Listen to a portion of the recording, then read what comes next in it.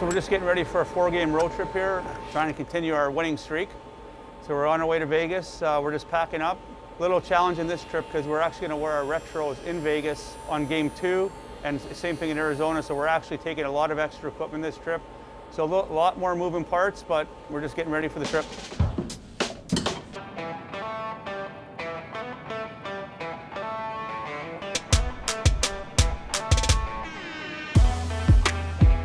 Hi, I'm Tony DaCosta. I'm head equipment manager of the Minnesota Wild. A little higher, there you go. Very nice. I've been here since day one, yeah. I don't want to say that too much, but hopefully today can keep you around because you're doing a good job. So, how would I describe this season? Well, it's interesting for sure. It's something we've never seen before. There's a lot of moving parts, but the travel's easier because you get into a city, you're staying there for 2 games minimum on most times. But I'm saying that, you know, with all the social distancing, setting up the rooms is not the normal way. You're getting 14 guys in a main room and other guys are in chairs, and it's or in a different room, and it's trying that way, but it's definitely different. The biggest thing is you also want to mix in for our players who've had COVID and haven't had COVID to kind of keep a non-COVID in between 2 COVID guys, so just chance of spreading, just trying to be cautious. It is what it is. Got to get the season in, you know, so do what you can. Our equipment staff we have Rick Bromwell, who's the best around. Should be a head guy. He's been here 10 years. And Matt Benz used to work game nights our first year. He's been with us pretty much almost from day one. We all know Tricky. He's a card. Motion down, a couple slaps, and he's good to go for the afternoon. Hey Kev, you have a great day. Is that on video? He makes coming to work so easy. He could be having a bad day and he just puts you in the right mood. He's just always positive. Ben's a little drier, but he likes to have fun, but you gotta be careful when you jab him because I don't want him to stop working that day. I think what happens is during the season we're together with each other more than we're a family, so this is our family. Not a lot of people can go to work every day and say they love their job.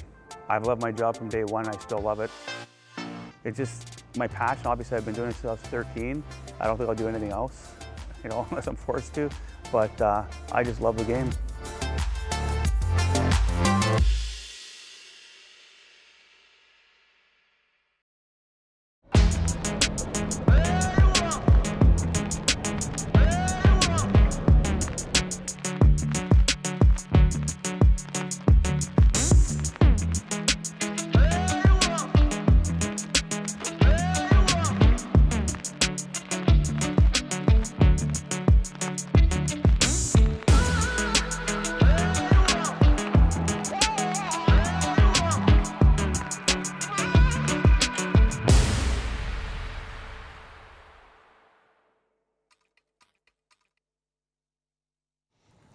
Breathe.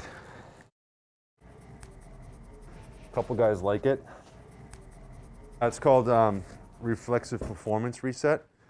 Nico likes to do it before games, and it's just, I'm hitting kind of these little spots in his body pretty much that will help muscles fire in the correct patterns. And it becomes a superstitious thing with some of these guys, right, Nico? Yeah. And so we can kind of continue it going, and it's just a couple minutes of just hitting a couple spots, doing different things, with the idea that he has everything firing in the proper sequence.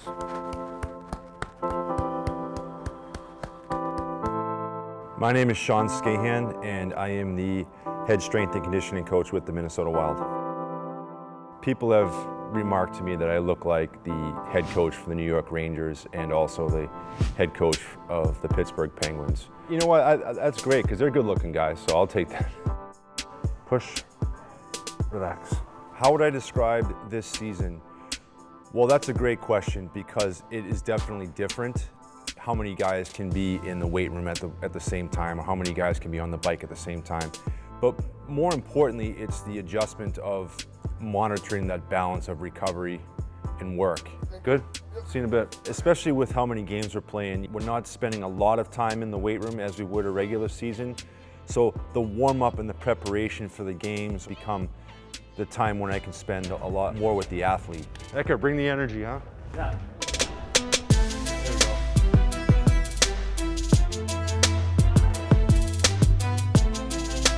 as the strength and conditioning coach, you have to find the balance of always being their friend, always being the person they can come to for advice or for help with anything, but you also have to be able to push them to work hard, and sometimes it requires you to get them out of their comfort zone. That's it, that's it. As a young player, you have to learn how this goes, because the older players in our roster have dealt with that as young players, and you have to facilitate that culture of hard work and doing things the right way to be a player in this league. Good job, guys. It's an honor and a privilege for me to work in this league, but I can only imagine as a player. You have to be able to come in and respect the process and respect your veterans and do your work. And sometimes it's my job to make sure that we get guys on the right track. Awesome, guys, good job. Let's get her going, huh?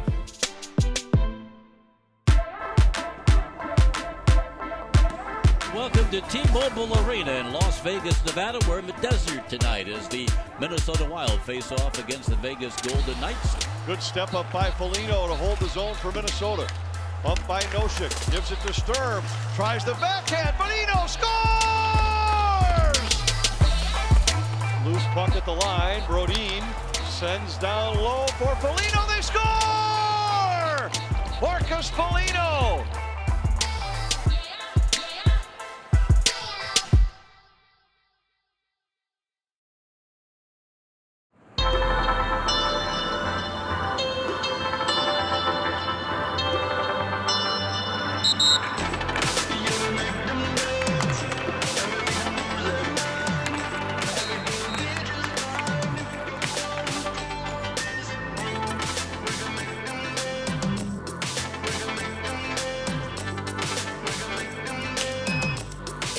Life without you is so unnecessary. Dean, just so you know, I've got a mic on, so don't swear if you can, please. Thank you. Why? That's impossible for me, bud. Here we go. Good morning, everybody. Please raise your hand and I'll meet you. My name is Aaron Sickman. I'm the Director of Media Relations for the Minnesota Wild. I've been with the Minnesota Wild since season 1, day 1. There's one person that works with me in our apartment, Megan Kogut. She's not in the bubble, so she's interacting with the media in the press box, at practice. In St. Paul, Jim Rich, Fox 9 Sports. This year is a little more unique. There's 50 of us roughly that are in a bubble. Unfortunately, we can't interact with people directly that are outside the bubble, so all our media requests, my interaction with media, are via text or phone calls. Hey, Sicky. Kevin, how are you?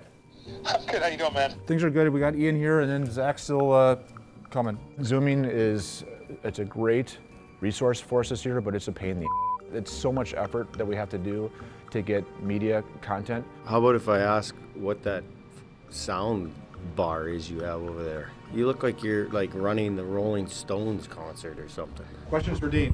When you're dealing with technology, there's any variety of things that could happen that you're not, I mean, you're just rolling with the punches, right? Who's muted?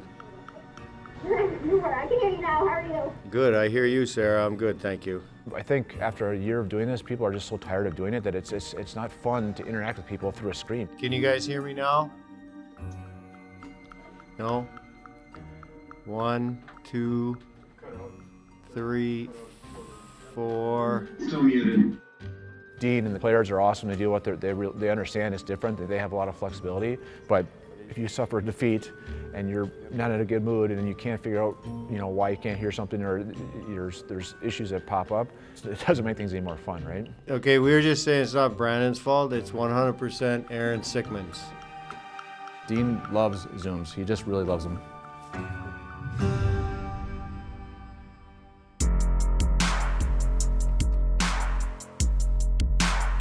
From T-Mobile Arena in Vegas, reverse retro jersey night, Minnesota in the green and gold. The old North Star colors, they're the old retros. Now it's a 2-on-1 for Vegas. Stevenson drops it back for Stone. He scores. It seemed like every opportunity they got, it was in our net. Every opportunity that we got, quality. Fleury seemed to be there, or we didn't finish. So that was frustrating. Bukestad centered, Spurgeon, and a save by Fleury at the horn. Our puck movement, our entries, our setups, our chances, it's all there. It's just, again, we've got to just believe that what we're doing is right, and we just keep doing it, and we'll get rewarded. Next question.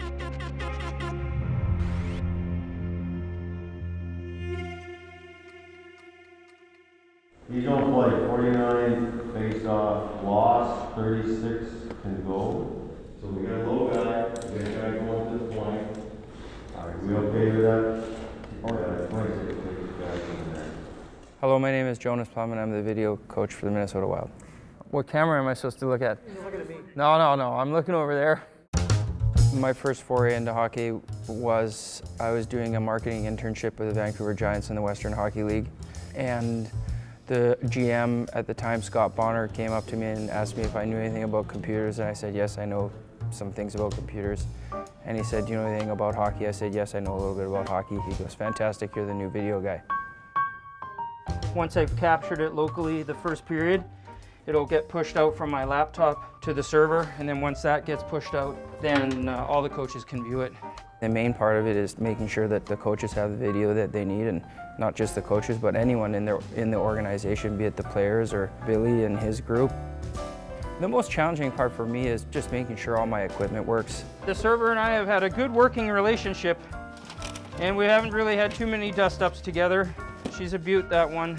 If we want to play a team a certain way, you need to find those video clips that will be like, you know, this has been successful for a team against our opponent. So we would like to emulate that. So as you watch the game and the different situations happen, you make a mark of it, and then coaches come in and it's all there and ready for them in a concise manner, and it works pretty slick. TJ Gindra is very important in that aspect. He runs the replay while I'm marking the game. That's basically all she wrote there. It's the brains of the organization right there. That's how it works right there, everyone. At the end of the day, it doesn't matter if this season was 1 day or 400 days. You've got to adjust and you got to figure it out. We all know what happened to the dinosaurs when they couldn't adjust. You're going to die, so you've got to be able to adjust.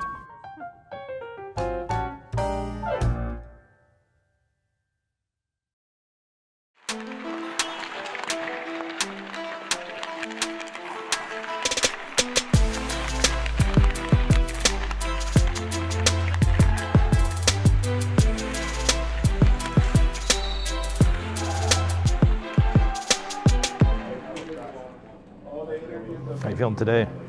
Tight. Always worse after a day off. Through the knees? Yeah. And yeah, my hips, everything, yeah. My name is John Worley. I'm the head athletic trainer here with the Minnesota Wild Hockey Club. I'm the Grim Reaper. I'm the guy who shows up, and typically I don't have good news for you, unfortunately. That's an occupational responsibility that I have each and every day. Unfortunately, we play a high-paced contact sport, so we do have injury. Talbot really moving gingerly in the Minnesota crease right now. It's head trainer John Worley. I've said this through my career, is that if you want to see an unhappy person, take the game away from them. You have a highly motivated NHL player who's playing at the highest level in the world right now, and now we've taken away their lollipop. It's the ability to connect with that person and have them getting back to being honest and integral with them, that we're going to get through this process. And knock on wood, in my career, every injury and rehabilitation, we've been able to get the players through the process to return to be an ice hockey player.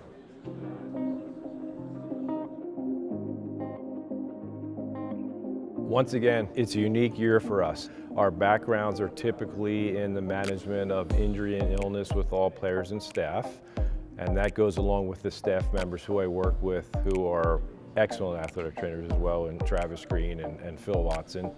The change for me is that I have a 6 a.m. wake up every day, which is our COVID testing results, and fingers are crossed that they're all negative reads.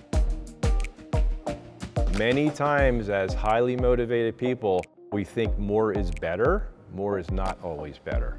And this is indicative of our season, is that we have to look at a very scripted rehabilitative and or recovery program for our players, because we are playing so many games in a short period of time.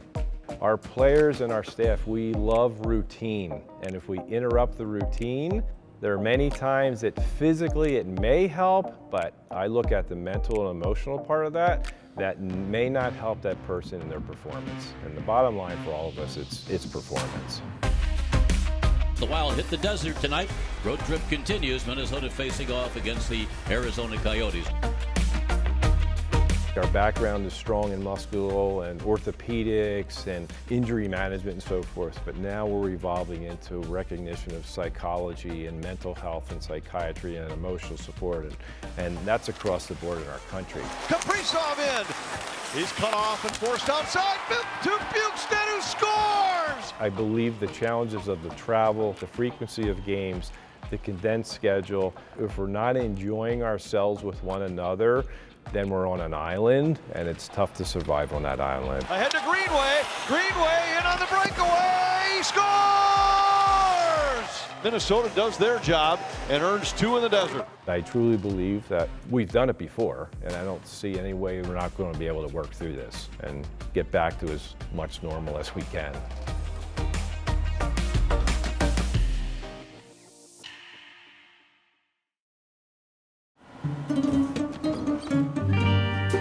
First bus is there. You earned your way, bud. See, that one right there. Dums, what's up, buddy? Where's this bus at? It's out that back door where you guys come in after practice. You found it, buddy. Here's Kev, too. I bet he's wanting to know the same thing. Kev, what's up, buddy? Where's that bus?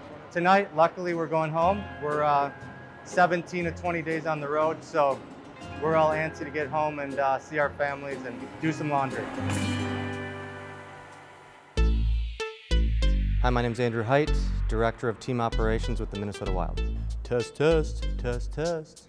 I oversee everything that keeps the team moving off the ice. So charter airplanes, hotel stays, meals, equipment transfers, ice times, pretty much anything that the team needs to do to move from point A to B comes across my desk. How would I describe this season is it's completely different than previous seasons. In a normal season, I get everything done for the next year in June and July.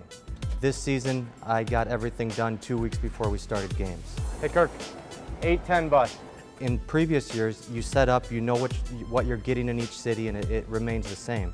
Where now we're bouncing from city to city, and those city guidelines are changing every single day in every single city. 8-10 bus, and then I'll let you know when the equipment truck's on the way as well. Perfect, we're doing Plainside. Next stop to get us out of here. We don't want to reinvent the wheel, but we are this season. And looking at what we've gone through, this is our 4th trip now, and there's been something unique on every single one of our trips. When we were in Colorado, when we were bit by the bug and started our COVID shutdown, there was a moment there where I thought to myself, this is the toughest day of my career. That's when, you know, guys' health was on the line, and we wanted to make sure that we were protecting them to the best of our ability, but also protecting the outside public. Working together as a staff, it's been unbelievable just how we've all stepped up and done different roles that we're not normally doing, but it just shows how close of a group we are. Hey, buddy. Hi. There you are. Being on the road in normal times, it's tough, right? And this past year, I got married, and my wife and I welcomed our first child to this world, and Beckham is his name. He's a little over 2 months old. That's quite the face. We as a staff and we as a travel party, we're together more than we are with our families. And you know, you learn there's that bond that unless you live it, you don't understand it. Okay, bye honey. Bye. You know, at the end of the day, we're all fighting for the same thing, to win a Stanley Cup. I think we know that. It's a nice tall trophy. Yeah. I just want that Stanley Cup. Yeah, that would be the dream. If and when we win the Stanley Cup, that will make everything you did before that worthwhile. And I'm not saying if we don't win the Stanley Cup, everything isn't worthwhile, but that's what everyone in this organization, from Craig, through you guys, through the people who work in the arena, through us, through the players, through the fans and everyone, that's really what makes it worthwhile. It's why you do this. You're doing it to win a championship, and one team gets to do that every year. That's what you strive for. I can't wait for the day that we have that parade in downtown St. Paul and see the thousands and millions of fans in downtown St. Paul celebrating a Stanley Cup. That's the dream.